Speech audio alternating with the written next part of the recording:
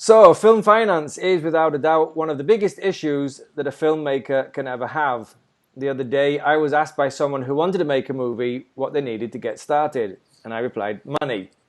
And then he asked me, and then what? And I answered, more money. And with the money comes a great script, great actors, great directors, great locations, and hopefully a great film. So hi there, this is Tim Bennett from the Film Finance Club at Argonet.com. And welcome. It's very good to have you all here. So we're discussing film finance, and as I said, finance for a film is one of the most important parts of the movie.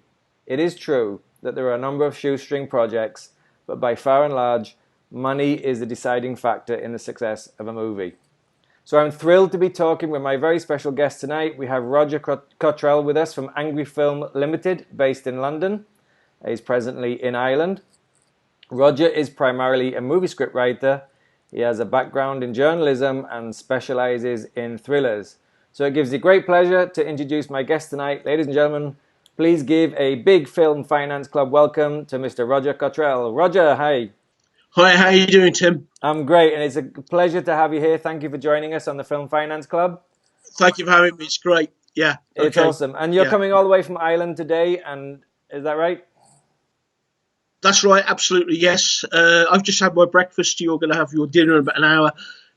Welcome to the 21st century and the internet. and Happy New Year. This is our very first absolutely, yeah, conversation of the New Year. Yeah. And as Roger's pointing out, it is my nighttime. I am out here in the Philippines, in Manila. So we're absolutely international. So Roger, we're here to talk about film finance, and then at the end of the discussion, we're going to talk about some of your projects as well. In the intro that you sent me, sure, you spoke a lot about different films that you've been involved in. What do you think is the biggest issue that film directors or film people have when raising money? What is it? Where do you think they go wrong the most? I think, especially with the kind of decline of the big sort of Hollywood blockbuster that we're seeing, I do think Hollywood is an empire in decline. And with the rise of digital technology, it's becoming, relatively cheaper to make quality films, particularly if you get your hands on something like a Red Epic camera, which we can. Yeah. It raises this whole issue of sort of bringing back the period of the auteur that you had in the 1940s and the 70s, and people want more control over their films. And over the kind of product they're producing, which is good in a way. I mean, it's great. I mean, artistically, it's brilliant. But the downside of that is where's the money going to come from? Yeah. And very often, what happens is you get people, like you said.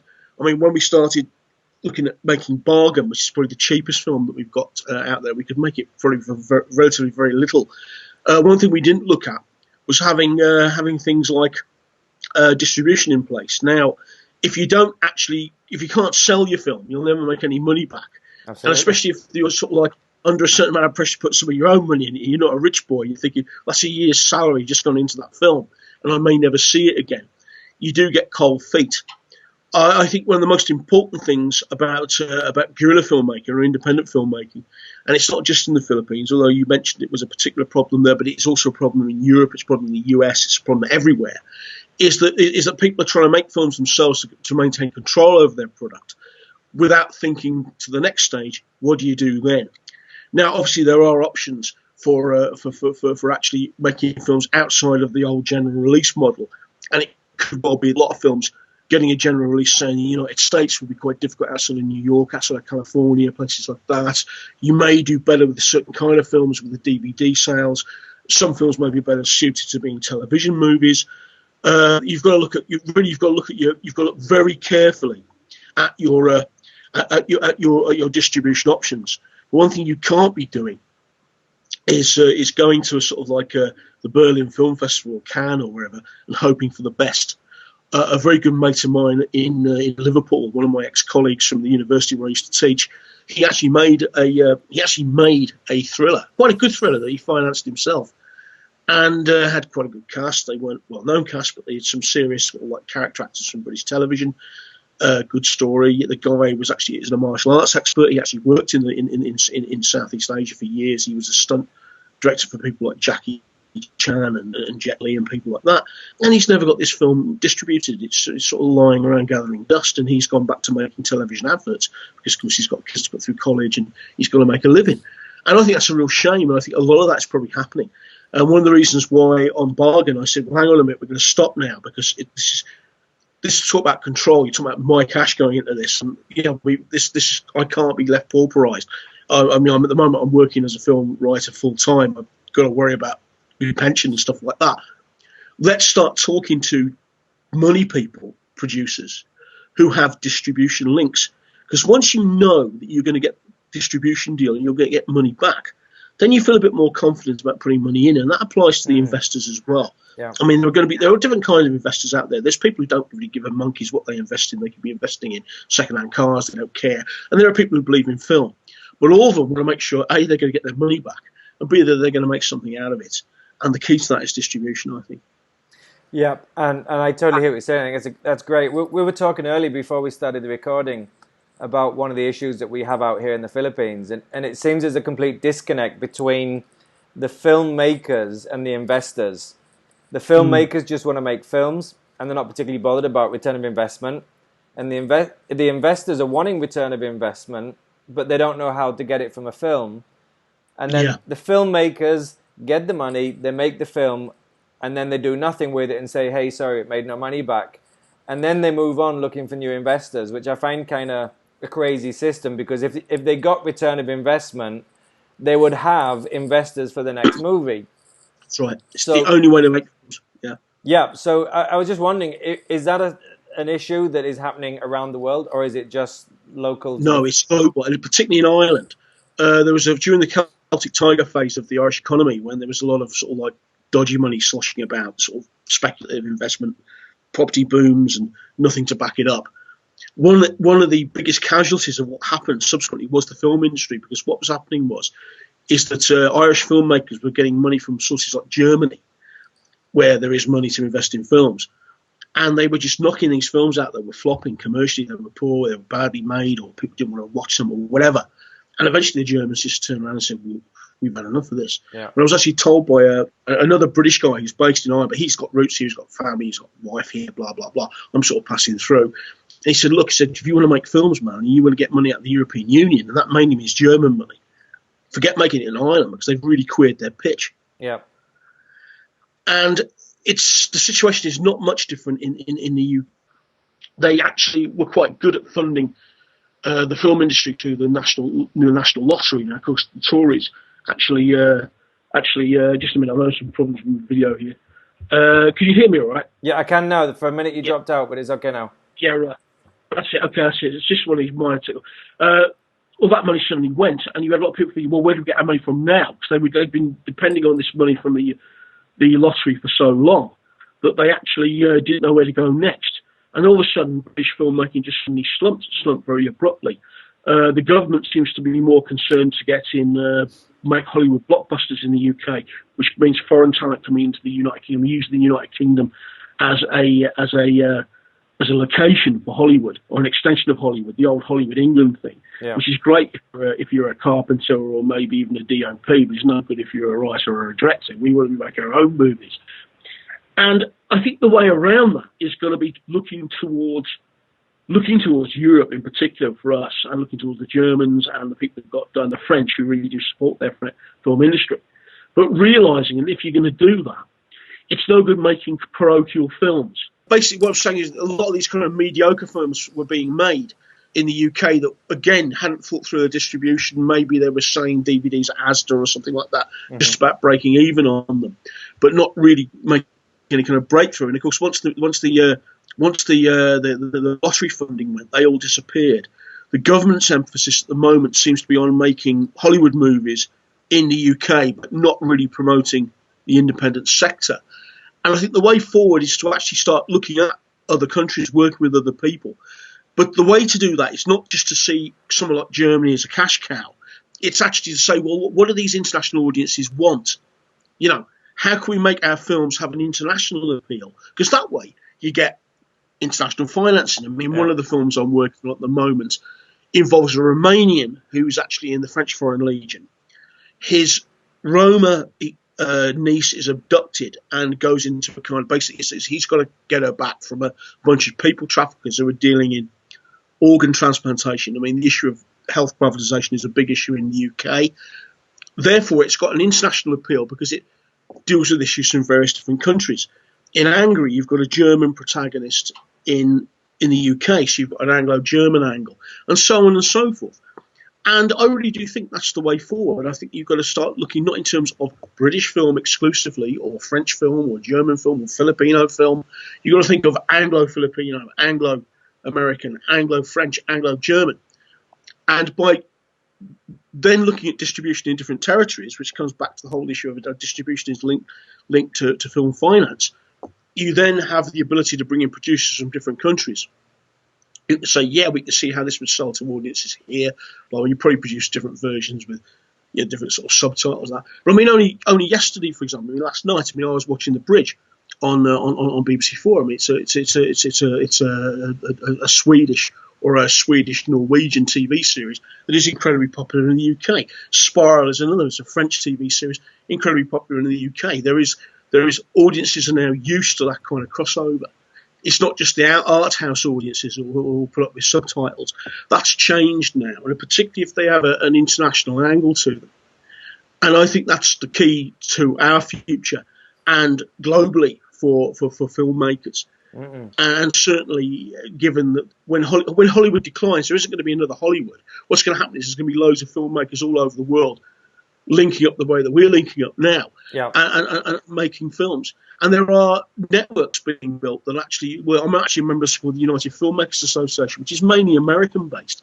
But I mean, through them, I've made contacts with filmmakers in Morocco, in the United Arab Emirates, in Pakistan, which is less unusual in Britain, but nonetheless, still fairly novel. Yeah. And that, I think, is the way forward. I think that's the way forward.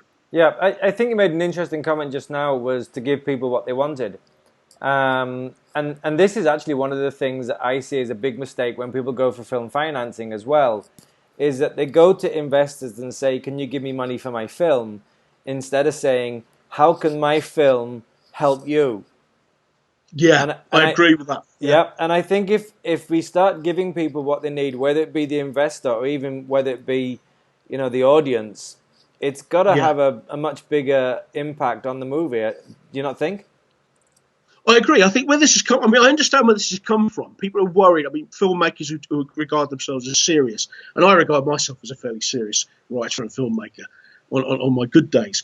They're worried about the dumbing down. They've seen some of the real tat that can be produced by Hollywood. I mean, Hollywood chucks money at absolute crap, quite frankly. And they think, no, look, we're serious. Over here, we're serious filmmakers. So therefore, they don't trust the public to have the taste to actually go for quality stuff. Well, I actually believe, I don't believe in the hermetic segregation between art house and popular fiction. Anyway, I think you can actually converge the two. But even taking that sort of philosophical argument out of the framework, I think if you just trust your audience and your stuff is of quality, you will find an audience. Again, if we go back to television, you may not have heard of a British sort of screen television writer, Jimmy McGovern. He produced a series called The Accused, an excellent series. It's really addressed frontline social issues, but did it in a very dramatically sort of powerful way. And he was getting bigger ratings on BBC, EastEnders, and all the soap operas and all the celebrity tat and all the stuff that you'd expect your average Sun reader to read. People were actually buying into this because it was well made. I think that you can still produce products of artistic quality and integrity, but package it in a way that a substantially large enough audience will want to buy into it, and that that will make you money. And another way you do that as well is also have a certain amount of audience discrimination. Try and realise that your film maybe has more than one kind of audience. Yeah. I mean, for example, a lot of films that in Europe would be considered mainstream thrillers, and I would consider myself a mainstream thriller writer, would be considered art house films in America because their theme is serious. So therefore, maybe you're making a film which will simultaneously be pitched towards the kind of Eastern Seaboard, New York, American art house audience. Maybe it's not going to go down well with people in Kansas or whatever, but which in Europe would have a more mainstream audience in terms of people who watch the kind of TV dramas I've just mentioned. And you basically pitch it in such a way that here is your list, here is your target audience. The way that I'm actually pitching Angry is that we have a similar target audience to some of the thrillers I've mentioned. I'm trying to get a woman, I keep calling her Betty Gabriel Sean, but she was actually in The Killing, the original version of The Killing. I really want her to be in this because people identify with her from that TV series, and she's not German, but she sounds German to English people, and I'm sure she can speak German, insofar as she'd have to. And she'd be ideal for it. And then in terms of the Office program, which is one of my more expensive movies, I mean, the obvious target audience is people who like Robert Ludlum thrillers, people who like the Bourne films, big fans of people like Paul Greengrass, and you target in that kind of way and say, yeah, if you like the Bourne films, you like the Green Zone, you're going to like this. But not just this kind of tacky way of something meets something else. You sort of show that you've done your homework, that you know what people want to see. And I think that's the key to good distribution. I think it really is. And when you go into sort of like places like Cannes, it's not just a knees up. I mean, the thing is, half the time these producers don't want to talk to you at all. So if they're going to ask you questions about, well, why is this film going to make any money? Who's going to want to read it? Who's going to want to watch it? Sorry, because I write novels as well. You say, yeah, well, this is the kind of target audience we think will go for this film because that's the kind of business that film did. It has a similar target demographic that we have. And if you've got those kind of arguments there, then they start listening to you. Awesome. And then you mentioned the two movies that you're involved in, which is Bargain and Angry. How are you going about raising finance for them yourself? Right, okay, well actually Angry has proved easier because Angry has got a larger budget. That sounds weird, but I have a friend called Taha Islam who is based at Cinelabs in Pinewood Studios. In fact, my company hopefully will have a virtual presence at Pinewood actually after next week. I'm going over to London next week. Awesome. If the storms don't close the bloody ports down and the airports. Anyway, the thing is that at the end of the day, what's happening is that the director, the guy who's directing it is a guy called Kemal Youssef. He's actually British, but his family are Turkish. He's just made a feature film. He has some backers in Northamptonshire who are prepared to put some money into the film. What's going to happen is that Taha has backers of his own. They're European, I think. I mean, it's a bit of a mystery of where they all come from. But basically, they work through him. And they're interested in films that cost €1.5 million if they can actually avail of his post-production facilities in Romania, which brings the price of that down. And secondly, some kind of tax credit system involving the Canary Islands. So there has to be a Spanish dimension as well. Again, it comes back to this European model. And in terms of the match funding, I'm open to suggestions. One thing we were looking at is a model offered by a guy in New York, who's a friend who's part of the United Filmmakers Association, whereby if money is invested in an American bank, like Citibank or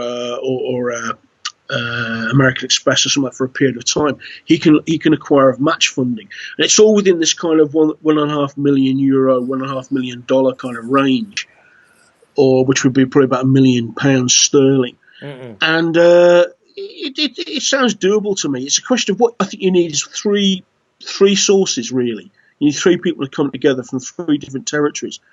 And if you can do that, then not only have you got the money coming from the different territories, but you've also got the basis of a distribution deal in three different territories as well, which is pretty important. Interesting. And you made a comment earlier about you thought you found it actually harder to raise money for low-budget movies than the 1.5 millions. How do you explain that? It's kind of weird, no? Well, there's two arguments. There's two explanations. I mean, the one explanation, the hackneyed one, which I don't buy, is that if a film is low budget, it's not taken seriously. I don't agree that's the case. The only reason we were able to make Bargain so cheaply is because we've got access to Red Epic cameras. Now, if we didn't have access to Red Epic, it would cost us a lot more. So in actual fact, the low budget is a bit of a sleight of hand that it works for us. I think it's much more of the case that the investors need a return on their investment. If you have a film of only £40,000, for example, their return is not going to be very high.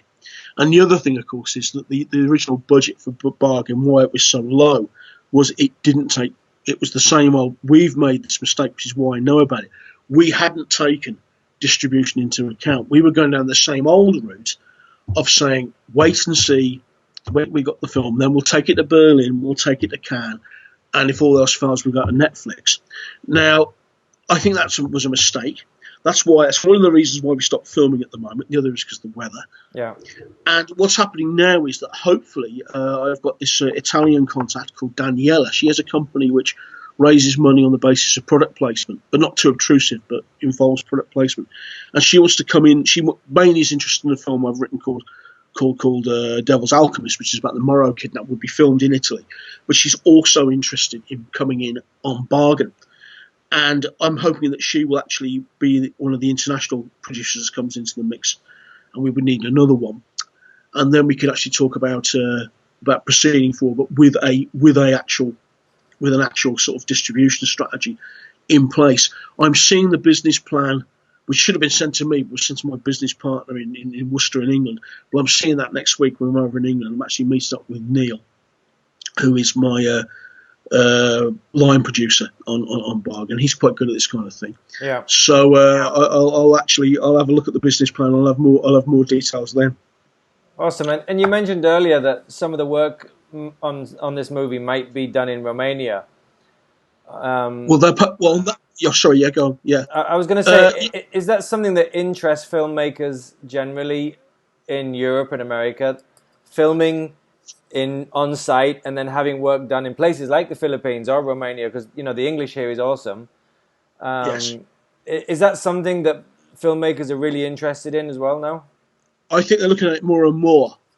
What you also have to remember, of course, is there's now like 20, 30 years, 30 years certainly experience of films of a lot of stuff being made in Eastern Europe as well. Yeah. It started with television. My original mentor in the film industry was a guy called Ted Childs, who back in the 70s was the producer of The Sweeney.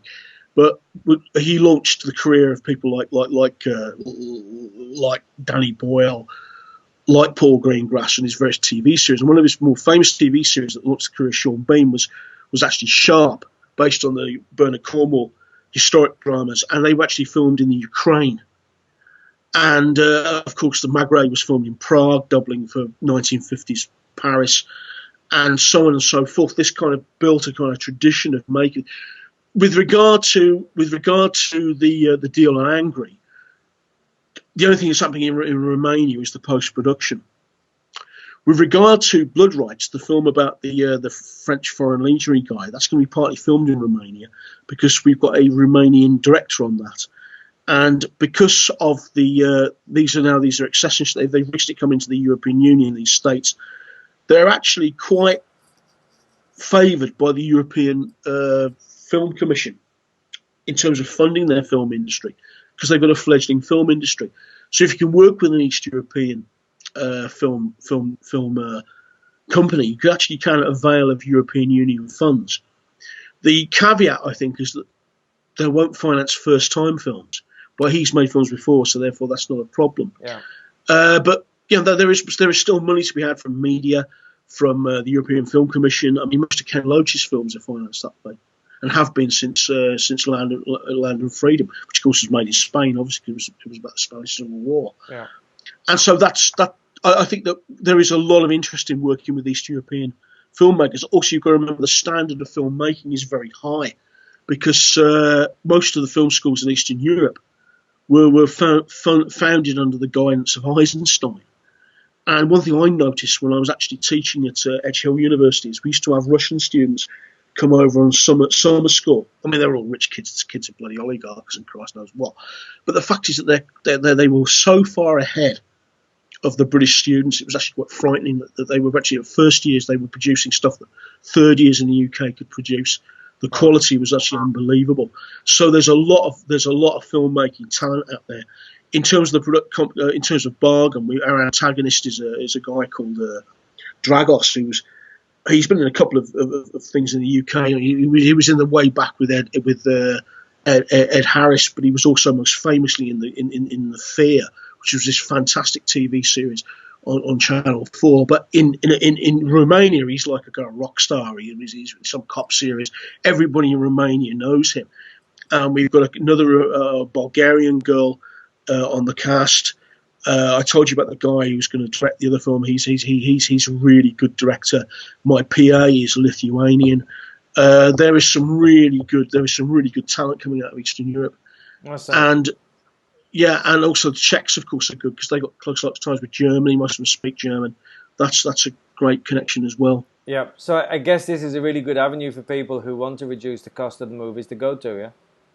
Yeah, I think so. Yeah, yeah. I mean, I'd be happy to make films in Eastern Europe. I mean, I'd be quite happy to do it.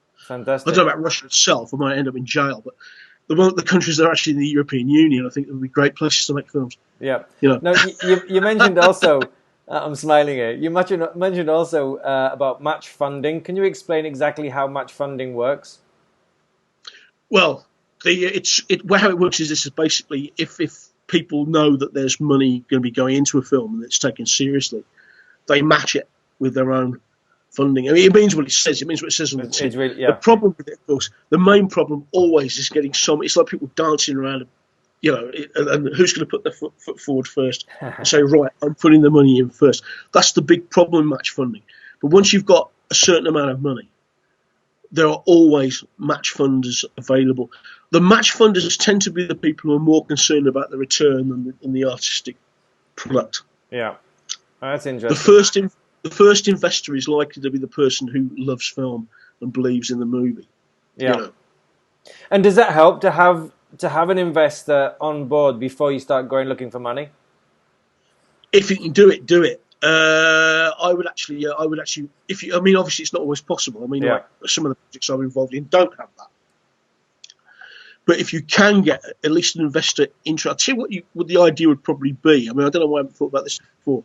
If you could get a letter of intent from a potential investor, Yeah. in writing that they are prepared to put money in if there's match funding, Yeah. then that is probably the best way forward. Great. And Rather than people talking to each other. yeah. And I guess failing the finance, let's say you had a really great director or you got a really, A1 actor on board before you went looking for money as well, that would certainly help as well, yeah? It would. I mean, but it brings its own problems. I mean, yes. I mean, Hollywood is too in love with this idea. I think that the A1 actor is the answer to everything because fans of a certain actor will go, well, that leads to your sort of dumbed down, lousy Hollywood movies. Yeah. But obviously, if you've got an actor with a bit of track, that is going to attract investors because they know that that person. It's always handy to try and have at least one actor on your team who's may not even be the protagonist, but it's just in a significant role that they actually have a certain amount of track and they have a certain. I think having a serious director is actually probably more valuable. I think. Yeah. All right. Awesome. I really think. Well, especially if the go on. Yeah, sorry. No, go especially ahead. if the director is. Yeah, especially if the director is some kind of auteur who has a certain kind of signature of a kind of film that she or he makes. Yeah, very interesting. So you've shared some really great little tips and golden nuggets in between everything we've been saying here, and I think there's some great little opportunities for people to pick out of that. And I think you've been with us 40 minutes now, and I want to thank you for your time. And as a way of thank you for your time, I think it'd be quite nice if you could just share with us what you are doing, and if you're looking for investors, what kind of thing you're looking for, and if people want to invest with you in your movies, how they can get in touch with you and help you. Well, first of all, I'll give you my contact details because that covers all the things I'm going to talk about. I'm contactable at my email. The best way is angryfilm, all lowercase, no dots or anything like that.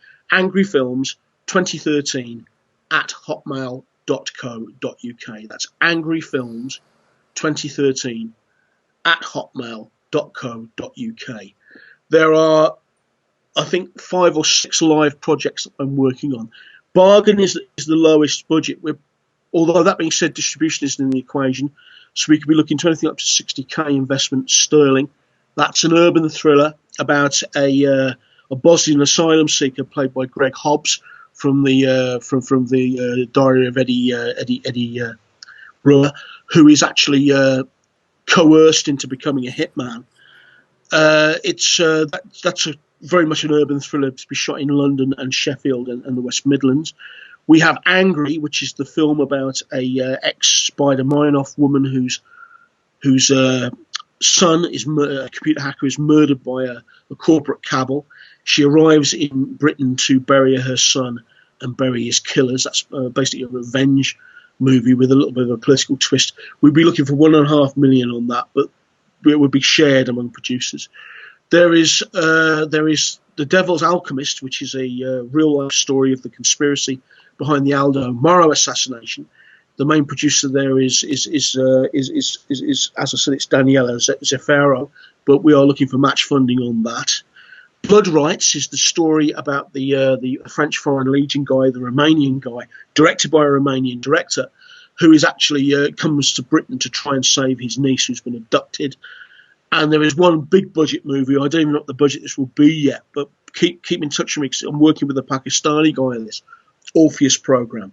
Middle Eastern political thriller, very much like a Bourne movie, very much like sort of like a revved up version of Green Zone. A lot of action, a lot of special forces stuff, corporate mercenaries, blah blah blah. It's supposed to be set in the Persian Gulf and Spain, but will actually be filmed in Spain and Morocco. And there'll be more details of that going out on the internet pretty soon. I am putting an Angry Films website up in the next few weeks. In the meantime, you can actually look at Bargain at www.bargainthemovie.co.uk to get a feel for the kind of films, the kind of ambience that we go for, how we use the red epics to get that kind of 35mm feel, and that will give you a general idea of the kind of stuff we do. But contact me by email, and we'll have a chat about films and money. It sounds brilliant. That's what it's all about.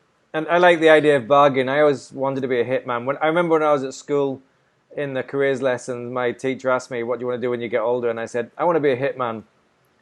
And I never did.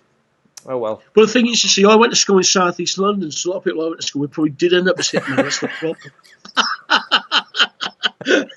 Very possibly. Yeah, I was brought up in the northeast of England, so different blood.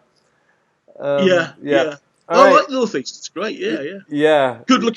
Newcastle's a good place to make films. Absolutely. Yeah, I had a lot of fun there. I was actually in Stockton on Tees. I grew up. Yeah. Oh, nice part of the world. Yeah. It was good. Wordsworth country. Yeah, good fun. Wordsworth and Kevin Keegan. Yep. You know what I mean? What a combination. Yeah. Awesome. Well, fantastic, Roger. Thanks very much for being with us today. I was going to say tonight. For you, it's this morning. For me, it's tonight.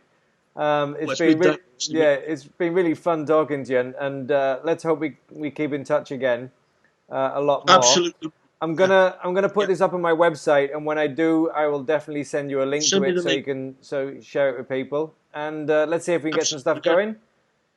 Right. And thank you so much for taking the time to be with us today. It's my pleasure, mate. Thanks very much, Tim. I hope to talk to you very soon. Yep, great. So this is Tim Bennett. Enjoy your dinner.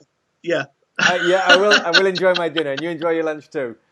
I will indeed, mate. Yes. Take care. So this is Tim Bennett for the Film Finance Club. You can find out more about the Film Finance Club at argonet.com, and hope you drop by and see us. We've had an amazing chat with Roger Cottrell, and it's been great having the hour with you. So thanks very much, Roger. And you're welcome. I will be in touch again very soon. Let's see if we can work on something together as well. Sweet. All right. Okay. Take care. Have a great day. Take care. All right. Bye-bye. And you, mate. Take care. Bye.